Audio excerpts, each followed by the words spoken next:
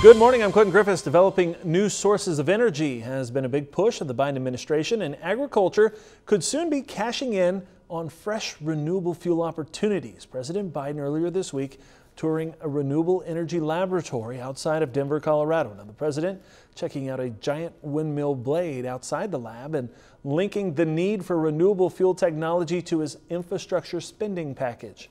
And as Farm Journal's Tyne Morgan reports, crops could also soon be powering much more in this country.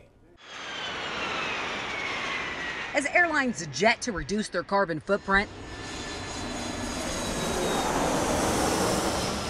soybean growers could cash in on a new opportunity around low carbon fuel standards. The race to reduce airplane emissions comes with a lofty goal to create next generation biofuels for airplanes and ships, which are very hard to electrify. The Biden administration is asking airlines for a 20% reduction in aviation emissions by 2030. And to help, the White House wants a standard aviation fuel tax credit included in the infrastructure bill currently making its way through Congress. Are there other ways in which biofuels can be used? And I think you're going to see in the very near future a commitment by this administration as it relates to aviation and marine fuel that opens up a whole new vista for the biofuel industry. And now big oil companies are placing even bigger bets that it will happen, investing in plants to produce renewable diesel.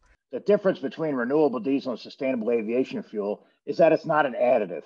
It's not like biodiesel where you add 10% biodiesel into your regular diesel and it gets pumped into your car. This is 100% fuel. Myers says the energy transition away from fossil fuels will require more renewable fuel production. Right now, S&P Global Platts says half a dozen plants are currently online, with more than 20 still in the development stage. Well, the fact of the matter is that, in our opinion, by the year 2025, we will need 40 billion pounds of feedstock to keep the renewable energy refineries running. Myers says currently the U.S. is only producing 12 to 14 billion pounds of that with fats and tallows, a far cry from the 40 billion needed. And Myers thinks the gap can be filled with the help of soybean oil. And we believe it can be filled domestically. But the problem there is we need more crush plants, because in the U.S. at the moment, crush plants are kind of running at almost to their capacity. And at that point, we still need, as I mentioned earlier, if our math is right, we're going to need 25 billion pounds, and that's all of the soy oil we produce on a yearly basis.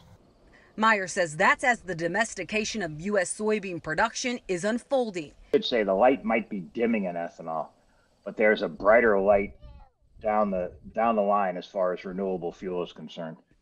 And he says renewable diesel from soybeans has the potential to be even bigger than what ethanol was for corn. Because what's going to happen is you're going to see with these renewable diesel plants and sustainable aviation fuel plants, a domestication of U.S. soybean production, which means we will be impervious to all sorts of issues that are going on in China and elsewhere.